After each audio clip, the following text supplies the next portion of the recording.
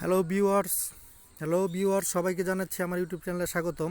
আপনারা প্রথম পর্বে ইতিমধ্যে এই স্থানটিকে নিয়ে ভৌতিক ঘটনা বা কাহিনী শুনেছেন আপনারা।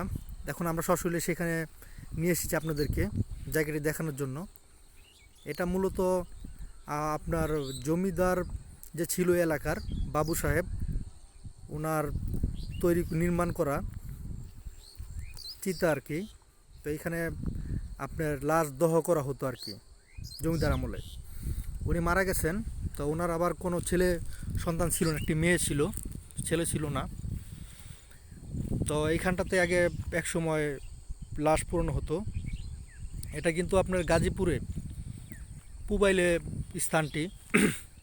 তো এই জায়গাটি নিয়ে অনেক ভৌতিক ইতিহাস রয়েছে। এটা একদম তুরাগ নদীর সংলগ্ন। আপনারা দেখতে পাচ্ছেন সামনের দিকে ওইখানটায় তুরাগ নদী। তো চলুন দেরি না করে আমরা জায়গাটিকে ঘুরে দেখাই আপনাদেরকে। জায়গাটি মোটামুটি ঝোপঝাড় আছে আর সাপটাপ বেশি থাকে এখানে। আর এটার হচ্ছে মূলত এই জায়গাটির মেন আকর্ষণটাই হচ্ছে এটা হচ্ছে একটা মোট, এটাকে মোট বলে। তো চলুন আপনাদের দেখাচ্ছি মোটটা।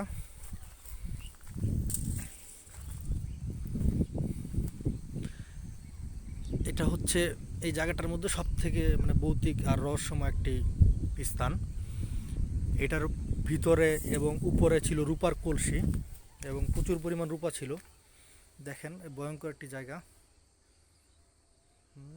এটা অনেক ভয়ঙ্কর একটি প্লেস আর কি।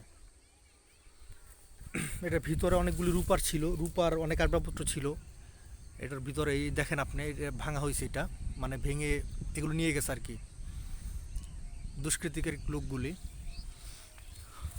চলুন আশেপাশে দেখাচ্ছি আপনাদেরকে। আর এটার উপরে ছিল একটি মানে কলসি আর কি, অনেক বড় টাইপের। তো ওটার মধ্যে প্রচুর পরিমাণ রূপার কয়েন ছিল, ওটাও চুরি হয়ে গেছে। ওটার ভাঙা অংশ আপনাদেরকে দেখাবো, আপনাকে স্থানটি দেখাই।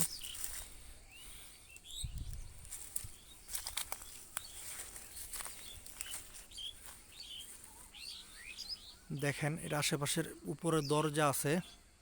দরজাগুলি আপনার আগের দিনের পোড়ামাটি, চুনা পাথর এগুলি দিয়ে তৈরি আর কি, পুরাটাই এগুলি দিয়ে তৈরি।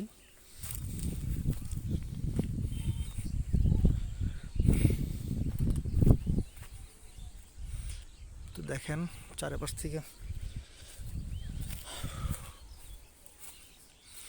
উপরের দিকে একটু ফলো করবেন, এখানটা অনেকটা ভাঙা আছে।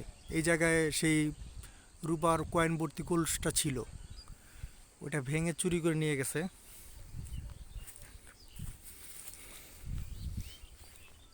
তো এই জায়গাটাকে নিয়ে অনেক ভৌতিক ইতিহাস রয়েছে। এইখানে কেউ সচরাচর এই কারণে আসে না, এবং দূর থেকে দেখতে অনেকটাই ভয়ঙ্কর। আশেপাশে তেমন একটা ঘর বাড়ি নেই বললেই চলে।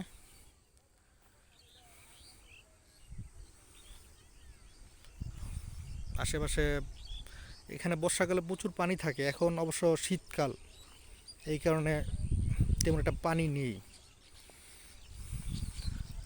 আর এই যে পুকুরটি দেখতে পাচ্ছেন, এইখানে আর কি মূলত যে লাশগুলো পূর্ণ হতো, ওই লাশের নাভিগুলো এখানে পুঁতে রাখা হইতো আর কি।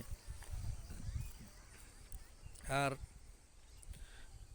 ছাইগুলি নদীতে মানে ফেলে দেওয়া হতো, তুরাগ নদীতে। তো আপনাদের সবাইকে আমার সাথে থাকার জন্য ধন্যবাদ, এবং সবাইকে অনুরোধ করব সবাই আমার চ্যানেলে একটি সাবস্ক্রাইব করে দিন, যাতে আমি পরবর্তী ভিডিও আপলোড করতে আপনার উৎসাহ পাই, এবং কমেন্টস এবং শেয়ার করে দিন। সবাইকে আল্লাহ হাফেজ, সবাই সুস্থ থাকেন, ভালো থাকেন।